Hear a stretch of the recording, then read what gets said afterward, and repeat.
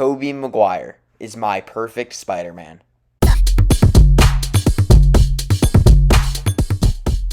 Flashback to 2008. I'm 3 years old.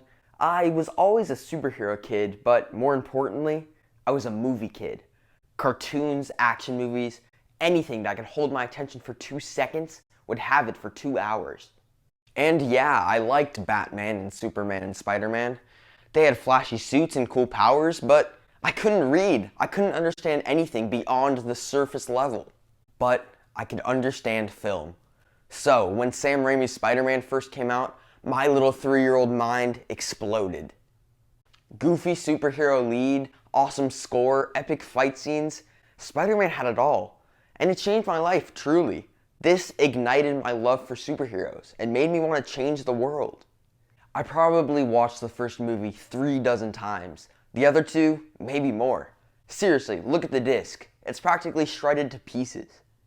There was something so intoxicating about these films as a child. Something that sticks with me to this very day. From the second those credits roll in, the cast intertwined with the spooky spiderwebs, the intense and unforgettable score playing in the background, I instantly knew. I knew that this was unlike any film I've ever seen before. Toy Story, Transformers, any other film that I fixated on in the past vanished without a trace. This was it. This was the only film to ever exist, and I injected the opening theme into my veins. I wish I could say that these films were as epic as I remembered, but I'd be wrong. It's impossible to ignore the heavy amounts of camp in almost every frame of this film. The dialogue is so on the nose, so insufferably unsubtle. But these aren't poorly written films.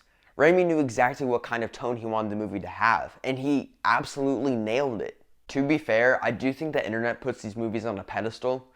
They aren't nearly as well-made or genius as we'd care to think. Nostalgia can blind people, and that can sometimes be harmful. But man, revisiting them after all of these years is just something else. I know it sounds stupid, but when Peter takes MJ's picture or Ben gives him the responsibility speech, I literally beam with joy. Just all the memories of a simpler time come flooding back. I feel the chomp of the spider, the cold metal clamping to Norman, the adrenaline as Peter flies through the air for the first time. And I think a lot of this has to do with Tobey Maguire's performance in particular. Tobey's Peter isn't like the others. He's not a jock-like skater boy like Garfield, or a perfect high schooler like Holland. Their Peters told us that they were nerds and outcasts, with no evidence to actually prove that point. But Tobey's Peter is actually someone who gets bullied, someone constantly afraid of interacting with others. He's not a perfect specimen, which makes his transition to Spider-Man much more impactful. He realizes that he can help the powerless, people like him. And the best part is, even after Peter turns to Spidey, he remains the lovable loser he once was. Why do you think Spider-Man is the most popular superhero ever? It's because he's relatable, and nobody highlights that relatability like Tobey Maguire. Still, he doesn't start a selfless hero. He's a kid, and he wants kid things. The reason why he becomes Spider-Man is to make money, to buy a car, to impress MJ, and his selfishness ultimately gets his uncle killed. He's just a kid.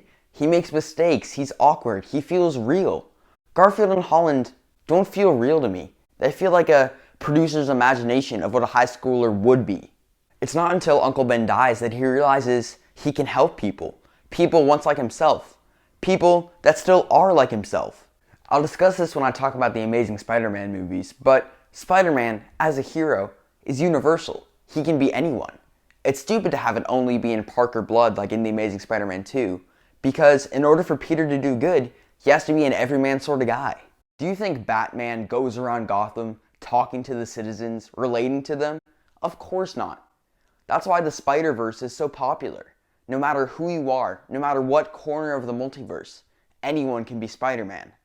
Another thing that makes this trilogy so great is the villains.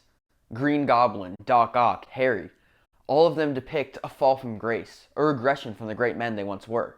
All of these villains have at least some sort of relationship to Peter, which makes it all the more heartbreaking when they ultimately fall.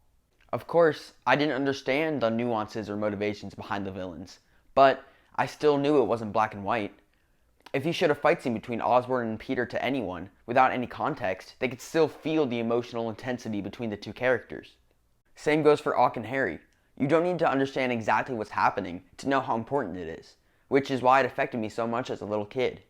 On another note, for a fan base so hung up on comic accuracy, they really let these movies slide, and I don't mind it that much. I think it's rather close-minded to have the interpretations of the characters be exactly like the comics. It just leaves no room for creativity. And I might get a lot of hate for this, but I actually prefer the organic webbing of the Raimi movies.